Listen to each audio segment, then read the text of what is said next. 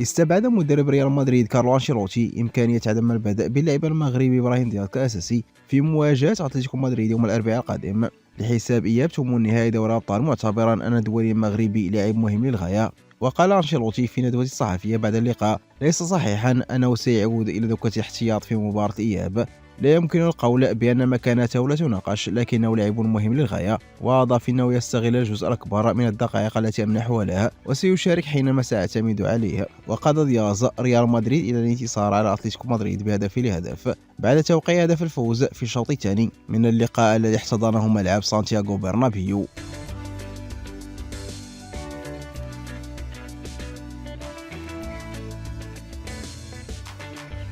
رد ابراهيم دياز لاعب ريال مدريد على دييغو سيميوني مدرب اتلتيكو مدريد بعد تسجيل الهدف في المقابله التي دارت بين الفريقين. وكان سيميوني قد ادلى بتصريح قال فيه انه لا يعتقد ان المدرب انشيلوتي سيعتمد على الدولي المغربي كاساسي منذ بدايه المباراه. وبعدما احرز دياز هدف الانتصار في الشوط الثاني نظر في اتجاه سيميوني وقال له: تحدث الان. واشادت صحيفه الماركا الاسبانيه بالمجهود الذي قدمه المغربي ابراهيم دياز، وذكرت في تقريرها أن إبراهيم كان الأفضل من بين المهاجمين الأربعة في الريال، مبرزة أن الدولي المغربي لعب دور بيلينغهام وركض بنفس الحماس الذي يظهره اللاعب الإنجليزي. وأضاف ذات المصدر أن دياز لم يرغب في أن يلومه المدرب كارلو أنشيلوتي على قلة الجهد في نهاية المباراة، مما جعله يبذل مجهودا كبيرا.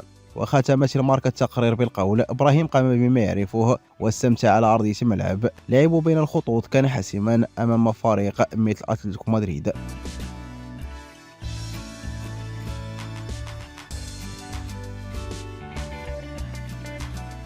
أكد الدولي المغربي إبراهيم دياز أنه جاهز لتقديم كل ما في وسعه رفقة ريال مدريد، وذلك بعد قيادة النادي الملكي لتحقيق الفوز على أتلتيكو مدريد.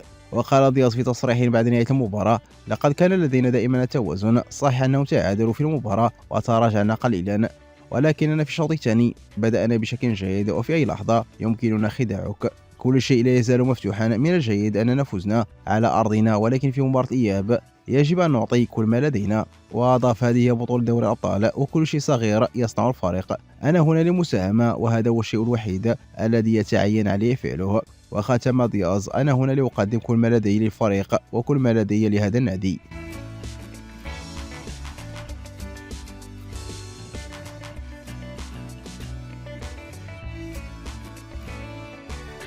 يواصل المهاجم المغربي سمسير تقديم العروض قوية رفقة فينرباتشي، حيث أصبح على مشارف تحقيق إنجاز تاريخي مع النادي التركي. وبحسب صحيفة فينرباتشي فوتبول تركيا، فينانسيري أصبح على بعد 8 أهداف فقط من معادلة رقم فالنسيا و9 أهداف لتحطيمه رسميا، وهو إنجاز يبدو في المتناول بالنظر إلى مستوى تهديف المذهل هذا الموسم. كما أشارت الصحيفة التركية إلى أن الدولي المغربي تمكن من هز الشباك في 14 مباراة من أصل 17 خاضها منذ دجنبر الماضي، وسجل نصير حتى الآن 26 هدف مع تقديمه ل5 مباريات حاسمة في 39 مباراة بجميع المسابقات، ليقترب أكثر من رقم الهداف الإكوادوري فالنسيا الذي سجل 33 هدف خلال موسم 2022-2023 كأفضل هداف في تاريخ النادي خلال موسم واحد.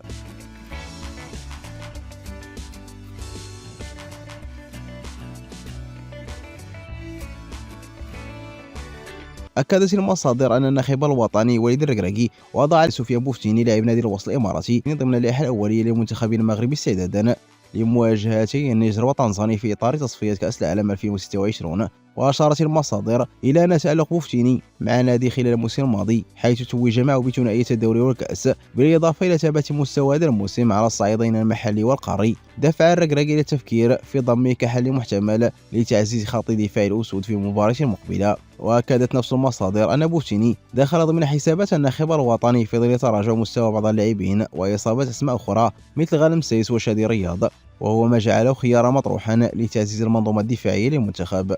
كما أكدت المصادر دائما أن مدرب المنتخب المغربي وليد الركراكي وضع اسم اللاعب مروان السنادي في لائحة موسعة لنفس المعسكر تحسبا لا طارئ بعد إصابة أيوب الكعبي مهاجم أولمبياكوس اليوناني.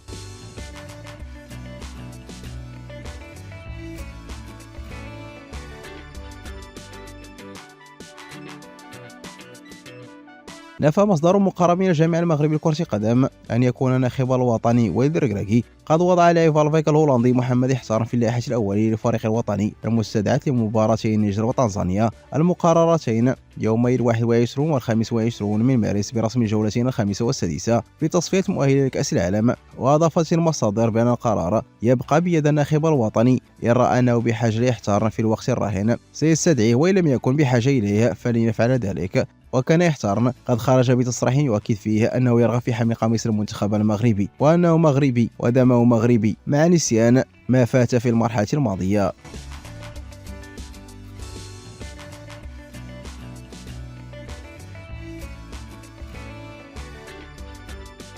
في مقابلة صحفية تذكر الدويني المغربي طارق سيسودالي أيامه الرائعة ببلجيكا قائلا: بعد 3 سنوات ونصف كان الوقت مناسبا لمغادرة هانك، لا ننكر ذلك، فقد كانت خطوة كبيرة من الناحية المالية. أنا على وشك بلوغ 32 من عمري وأريد الاستفادة القصوى من هذه السنوات القليلة الماضية.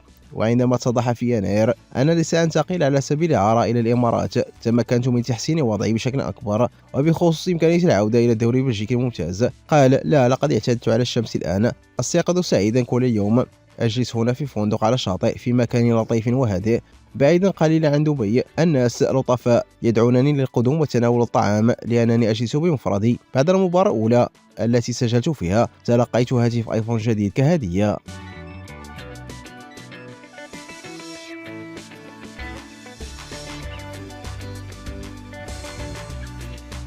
تشير التقارير الفرنسية والمصرية إلى أن نادي سان تيتيان يتفاوض بشأن انتقال المدافع المغربي محمود بن تايق أثناء انتظار فتح نافذة الانتقال الصيفية. وقيل إن الاتصالات تجرى حاليا لاستكمال الملف قبل نهاية الموسم، وبعد إعارته إلى نادي الزمالك في اليوم الأخير من فترة الانتقال الصيفية لعام 2024. من المفترض أن يواصل محمود بن تايق التجربة في مصر، حيث نجح في ترسيخ مكانته في الفريق، وبشكل ملموس يحاول النادي المصري تقليص مبلغ خيار الشراء المدرج في إعارة بن تايق الذي يقدر بمبلغ $1 مليون، وتسوية قيمة الصفقة على عدة أقساط. وبحسب وكيل اللاعب فمن الممكن أن يتم تخفيض هذه الرسوم وتوزيع المدفوعات على دفعات.